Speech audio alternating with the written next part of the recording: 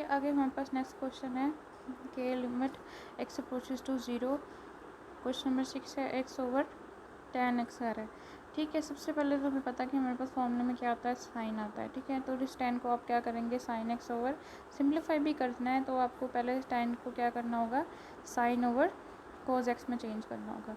तो आपने tan x को क्या लिख दिया, sine x over cos x लिख दिया। ऊपर जाके cos x मल्टीप्लाई हो जाएगा, साइन x नीचे रह जाएगा, क्योंकि जो हमारे पास डिनोमिनेटर में जो भी चीज़ होती है अगर वो मल्टीप्लाई हो रही है तो ऊपर जाके डिवाइड हो जाएगी, और अगर हमारे पास नीचे डिवाइड हो रही है तो ऊपर जाके मल्टीप्लाई हो जाएगी। इस तरह से cos x यहाँ पे डिनोमिनेटर में डिवाइड हो रहा था तो ऊपर जाके क्या हो गया, मल्टीप्लाई हो गया, x multiplied by cos x over sine x। ठीक है, तो आपको इसमें से तो साइन एक्स अलग करना है क्योंकि आपने थ्योरम उसी पे लगाना है। तो नीचे आप क्या कर लिया फिर, अच्छा ये साइन एक्स आ गया नीचे। अब आपको एक्स तो साइन जो हमारे पास सैंडविच थ्योरम है उसमें जो भी एंगल आता है वो नीचे क्या होता है, डिवाइड होता है। साइन एक्स के नीचे क्या आना चाहिए, एक्स आना चाहिए। ठीक है, तो हमारे पास साइन एक्स के नीचे आप क्या करेंगे, एक्स ले जाएंगे। ठीक है, एक कोस एक्स ऊपर ही रह गया, साइन एक्स ओवर क्या आ गया, एक्स आ गया, कोस एक्स ऊपर ही है। ठीक है, तो जब हमारे पास दो फंक्शंस डिवाइड हो रहे हो तो दोनों की लिमिट इकट्ठी अप्लाई हो रही है, तो दोनों की लिमिट का क्या करना है, अलग अलग करना है। Limit x approaches to 0 cos x divided by limit x approaches to 0 sine x over x. ये तो आंसर डिनोमिनेटर का क्या आ गया, आंसर इक्वल टू 1 आ गया। कोस के ऊपर जब आप लिमिट अप्लाई करेंगे तो कोस 0 आ जाएगा। ठीक है, cos 0 की आंसर क्या होता है, 1 होता है। 1 divide by 1 is equal to क्या आ जाएगा, 1 आ जाएगा। तो ये क्वेश्चन भी आपके पास सॉल्व हो गया। ठीक है, अब इसके बाद नेक्स्ट क्वेश्चन है हमारे पास, express the following in the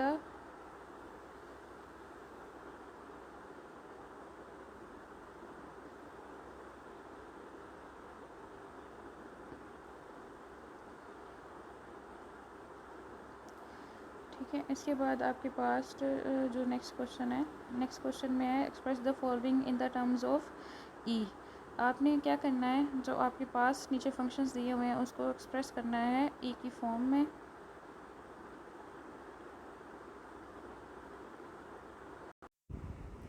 ठीक है, तो इसमें question number 4, express the following in the terms of E. आपने क्या करना है, एक्सप्रेस करना है जो नीचे भी जितने भी फंक्शंस हैं उनको ई के किसी टर्म में एक्सप्रेस करना है, कि पावर में, ई की डिवीजन में, यानी कि उसमें ई आना चाहिए। ठीक है, इन टर्म्स ऑफ ई का ये मतलब होता है। ठीक है, तो इसमें जो थ्योरम यूज़ होंगे पहले भी आप लोगों ने पढ़ा, limit n approaches to infinity 1 + 1 over n की पावर क्या है, एन आ जाए।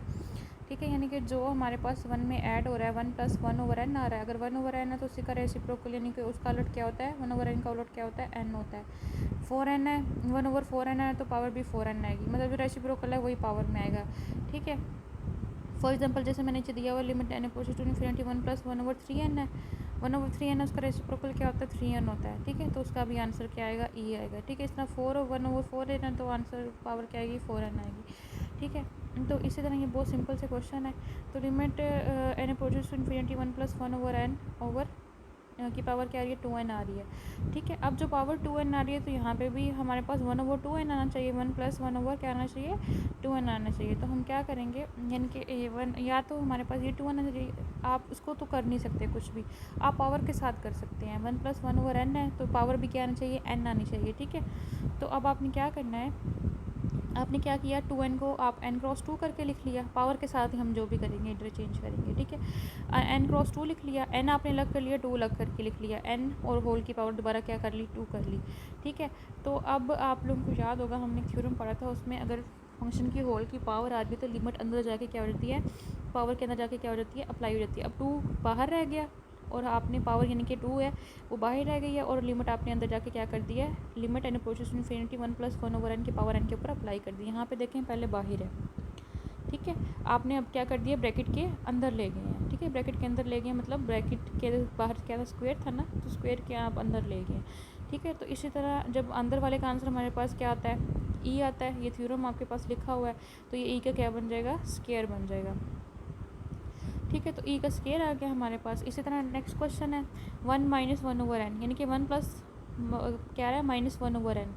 आपको -1 ओवर एन है तो पावर भी क्या चाहिए, -n ही चाहिए।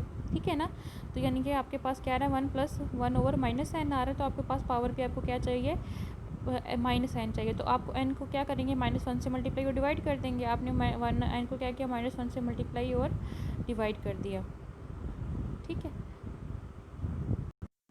तो जब आपने -1 से मल्टीप्लाई और डिवाइड कर दिया तो माइनस एन नीचे रह गया, और वो जो माइनस एक एन अंदर ले गए हैं, ठीक है, और एक -1 क्या आ गया, बाहर आ गया।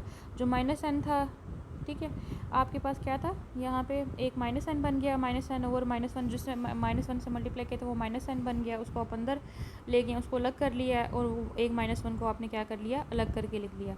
अब वही कि पावर के अंदर आप लिमिट लेके जा सकते हैं, आप लिमिट अंदर ले गए और पावर क्या आ गई है, -1 आ गई है, ठीक है।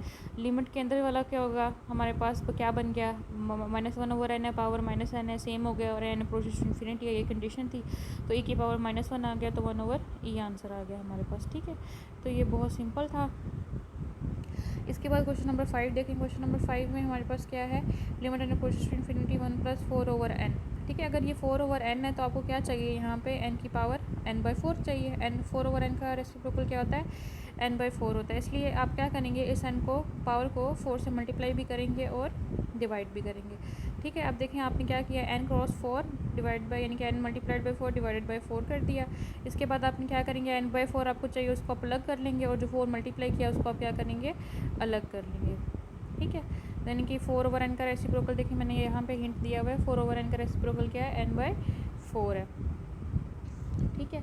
तो यहाँ पे limit n approaches to infinity 1 + 4/n, आपने 4 अलग कर लिया, n/4 अलग ले गए हैं, ठीक है। फिर क्या करते होते हैं, वही पावर, सबसे पहले आप वो रेसिप्रोकल और वो पावर जो है इक्वल बनाते हैं। इक्वल बनाने के बाद जो आपको चीज़ नहीं चाहिए होती उसको आप बाहर पावर में ले जाते हैं। पावर में ले जाने के बाद पावर के अंदर जाके लिमिट क्या कर देते हैं, अप्लाई कर देते हैं, अंदर वाला आंसर ई आ जाता है, और होल की पावर क्या बन जाती है, यानी कि जो पावर आप बाहर लेके गए थे, जैसे इसमें 4 लेके गए थे, ई की पावर क्या आ गया, 4 के अंदर वाले का आंसर आपको पता है कि हमारे पास सॉरी ये थ्योरम नहीं यूज़ हुआ इसके अंदर, यानी कि जो अभी हमने पढ़ा था कि 1 limit n approaches to infinity 1 + 1 over n की पावर n है, तो वो आंसर क्या रहता है, ई आ जाता है, वही आपने साइड पे लिखना है, ठीक है। इसके बाद इसका क्वेश्चन नंबर 10 है, उसके बाकी पार्ट्स बिल्कुल इसकी तरह के आप लोगों को समझ आ जाएंगे, वो आप लोगों की असाइनमेंट है। तो लास्ट जो पार्ट है वो थोड़ा डिफरेंट है। Limit x approaches to 0 e की power 1 over x - 1 is equal to e की power 1 over x + 1 x is less than 0, ठीक है। इसमें यही है कि x लेस देन 0 है, यानी कि x की वैल्यू मैंने साइड पे देखी रफ के लिए लिखा हुआ है कि x की वैल्यू हमारे पास -2 भी हो सकती है, -3 भी हो सकती है। क्या मतलब है x लेस देन 0 का, कि x क्या है, नेगेटिव है, तो x को हम किसी -2 -3 यानी -y कोई लिख सकते हैं, y कोई भी पॉजिटिव नंबर है, मतलब माइनस के साथ मल्टीप्लाई हो रहा है, ठीक है। तो हम उसको क्या लिख सकते हैं, x पुट कर दिया हमने, x is equal to -y, क्यों, क्योंकि x एक नेगेटिव नंबर है, तो हमें शो होना चाहिए कि ना नेगेटिव है। तो व्हेन x अप्रोचेस टू 0, क्योंकि जब हम जैसे हमने पहले पाई माइनस x को रिप्लेस किया था थीटा से, तो हमने लिमिट चेंज की थी ना, थीटा में लिमिट लेके गए थे, पहले हमारे पास x में लिमिट थी, इसी तरह अब x में लिमिट है, हमने किस में लेके जानी है, y में लेके जानी है। हम x के वेरिएबल को y के वेरिएबल में चेंज कर रहे हैं। x when x approaches to 0, तो जब x इसमें क्या था, 0 को अप्रोच करा था, y का आंसर भी क्या आ जाएगा, 0 को अप्रोच, यानी कि लिमिट भी चेंज हो गई ना, पुरानी वाली लिमिट को हमने नई वाली लिमिट से क्या कर दिया है, चेंज कर दिया। आप देखें जब x यहाँ पे 0 होगा तो -y का आंसर भी क्या आएगा, 0 आएगा ना, तो y भी क्या अप्रोच करेगा, 0 को अप्रोच करेगा। लिमिट y अप्रोचेस टू 0 में चेंज हो गई, x अप्रोचेस टू 0 थी, और x की जगह आपने क्या पुट कर दिया, -y, तो e की पावर 1 ओवर x था, तो क्या हो गया, -1 ओवर y के इक्वल आ गया। इस तरह नीचे भी e की पावर -1 ओवर y के इक्वल आ गया। आप उसको जब -1 ओवर y को अगर आप 1 ओवर लिखें, जैसे हमारे पास होता है कि अगर आपके पास आ रहा हो फॉर एग्जांपल पावर, यानी कि आपके पास नेगेटिव आ रही हो, तो आप उसको बटे में ले जाएं तो पावर क्या आती है, पॉजिटिव आती है। जैसे x की पावर -2 है, आप उसको क्या लिख सकते हैं, 1 ओवर x का स्केयर लिख सकते हैं, ठीक है। x की कोई भी पावर अगर नेगेटिव आ रही है, x की पावर -2 आ रही है, -3 आ रही है, तो अगर आप उसको बटे में लिखेंगे, यानी कि 1 ओवर x का क्या आ जाएगा, स्केयर आ जाएगा, ठीक है। तो आपने इसी तरह क्या कर दिया, 1 ओवर e की पावर 1 ओवर y कर दिया, 1 ओवर e की पावर 1 ओवर y नीचे दोनों साइडों पे कर दिया, तो नीचे जाके यहाँ पे -1 ओवर y था ऊपर, तो नीचे तक क्या हो गया, हमारे पास 1 ओवर y हो गया, ठीक है।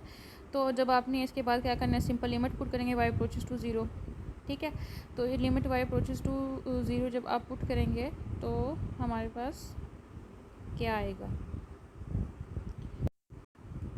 ठीक है। तो लिमिट y अप्रोचेस टू 0 जब आपने पुट किया तो 1 ओवर e की पावर 1 ओवर क्या आ गया, 0 आ गया, ठीक है। और इसी तरह 1 ओवर e की पावर 1 ओवर 0, नीचे भी -1 + 1 का फ़र्क है, नीचे और ऊपर सेम ऑपरेशन हो रहा है, ठीक है। तो e की पावर 0 क्या होता है, सॉरी ई की पावर 1/0 ई की पावर इन्फिनिटी है, तो ई की पावर जो इन्फिनिटी है वो किसके इक्वल होता है, इन्फिनिटी के इक्वल होता है। और अगर हमारे पास 1/ई की पावर इन्फिनिटी बन जाएगा, तो वन ई की पावर इन्फिनिटी अगर हमारे पास क्या आ जाए 1/ई की पावर इन्फिनिटी बन गया ना, तो 1/ई की पावर इन्फिनिटी किसके इक्वल है, इन्फिनिटी के इक्वल है, 1/इन्फिनिटी बन गया। अब 1/इन्फिनिटी का आंसर क्या होता है, 0 होता है।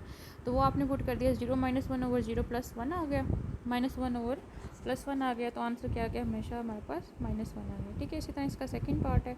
सेकंड पार्ट का मैं ओवरव्यू आपको दे देती हूँ। उसमें क्या है, x ग्रेटर देन 0, इसका मतलब हम इसमें कोई चेंज नहीं करेंगे। सिंपली आपने उसी तरह जैसे ई की पावर 1/x दोनों में से ऊपर से भी और नीचे से कॉमन निकाल लिया, तो 1 - 1/ई की पावर 1/x 1 + 1/।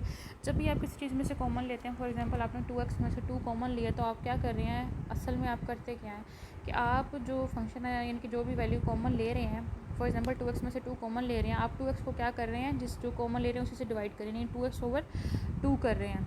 ठीक है, तो आंसर क्या बन जाएगा, जब 2x को 2 पे डिवाइड करेंगे उसको, यानी कि जो भी आप कॉमन ले रहे होते हैं उसको आप एक्चुअली में जिसमें से कॉमन ले रहे होते हैं उस पर डिवाइड कर रहे होते हैं। यानी कि 2x है उसको आप क्या कर रहे हैं, 2x में से अगर आप 2 कॉमन ले रहे हैं, इसका मतलब है आप 2x को क्या कर रहे हैं, 2 पे डिवाइड कर रहे हैं। तो 2x को जब आप 2 पे डिवाइड करेंगे, आंसर हमारे पास x बचेगा ना, यानी कि 2x में से 2 कॉमन ले लें तो आंसर क्या बचता है, x बचता है। ठीक है, इस तरह अगर e की पावर 1/x आप कॉमन ले रहे हैं, तो यानी कि आपने पहले क्या था, e की पावर 1/x -1 है, e की पावर 1/x कॉमन लिया तो 1 बच गया पहले। -1 से जब कॉमन लेंगे, -1 से कॉमन लेने का मतलब है कि आप ई की पावर 1/x से उसको क्या करें, डिवाइड करें। कॉमन तो आपने ले लिया और फिर क्या कर दिया, उसको 1/ई की पावर 1/x से क्या कर दिया, यहाँ पे डिवाइड कर दिया। इस तरह नीचे भी आ गया, ऊपर पे सिंपल डिवीजन है। यानी कि अगर आपने फॉर एग्जांपल 1 है उसमें से 2 कॉमन लेना है, तो आप क्या लिखेंगे, 2 कॉमन लेने के बाद 1/2 बचेगा ना अंदर हमारे पास। यानी कि 1 में से अगर आप क्या कर रहे हैं, 2 कॉमन ले रहे हैं, तो 2 कॉमन लेने के बाद आप अंदर क्या लिखेंगे, 1/2 लिखेंगे, मतलब आप उसे 2 से डिवाइड करके लिखते हैं। ठीक है, बड़ी सिंपल सी बात है। आपने जो कॉमन ले लिया उसको आपने आप क्या कर दिया, यहाँ पे डिवाइड कर दिया दोनों के साथ। 1 के ऊपर -1 था, नीचे +1 था, दोनों के साथ डिवाइड हो गया। फर्स्ट में से तो वैसे कॉमन आ गया, 1 + 1 गया, 1 - 1 गया। ठीक है, उसके बाद आपके पास e की पावर 1/x ऊपर न्यूमिनेटर और डिनोमिनेटर में दोनों क्या हो गए, कैंसिल हो गए। उसके बाद लिमिट x अप्रोचेस टू 0 है और नीचे क्या आ रहा है, डिनोमिनेटर आ रहा है। ठीक है, अब आपने लिमिट डायरेक्ट पुट कर दी है, e की पावर 1/0 जैसे पीछे वाले क्वेश्चन में था, 1/e की पावर इन्फिनिटी, e की पावर इन्फिनिटी किसके इक्वल होता है, उधर भी मैंने लिखवाया था 1 इन्फिनिटी के इक्वल होता है। 1 - 1/इन्फिनिटी 1 + 1/इन्फिनिटी, और 1/इन्फिनिटी क्या होता है, 0 के इक्वल होता है। ठीक है, तो इसके बाद अब हमारे पास क्या आएगा, 1/इन्फिनिटी 0 के इक्वल होता है, तो 1 - 0 और 1 + 0 आ गया, आंसर क्या आ गया, 1 आ गया। तो इसी के साथ हमारी एक्सरसाइज ख़त्म हो गई है। इसके बाद नेक्स्ट लेक्चर में मुलाकात होगी आपसे इंशाल्लाह। तब तक के लिए आप ये क्वेश्चंस करें अच्छी तरह। ठीक है, नेक्स्ट लेक्चर में हम कंटिन्यूटी फंक्शन की पढ़ेंगे सारी की सारी। ठीक है, जो हमने पहले भी पढ़ चुके हैं कि फंक्शन की f(c) जो है डिफाइंड आना चाहिए, फिर limit of the function exist करनी चाहिए, और फिर लिमिट की वैल्यू जो है और जो फंक्शन की वैल्यू आपने निकाली हो दोनों क्या आनी चाहिए, इक्वल आनी चाहिए। तो नेक्स्ट हम एक्सरसाइज स्टार्ट करेंगे। तब तक के लिए आप इन क्वेश्चंस की प्रैक्टिस करें, अपना ख्याल रखें, स्टे होम, स्टे सेफ, खुदा हाफिज़।